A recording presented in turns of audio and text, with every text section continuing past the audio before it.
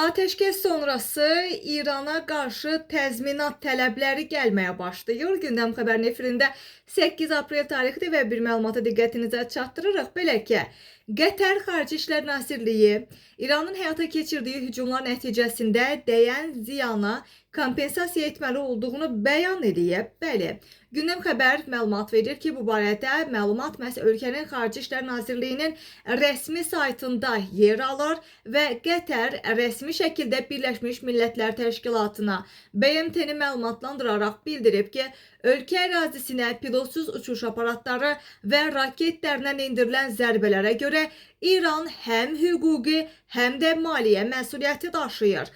Doha administrasiyası həmçinin vurğulayıb ki, Tehran bu hərəkətlər nəticəsində Qətər dövlətinə dəyən bütün zərara görə tam təzminat ödəməlidir.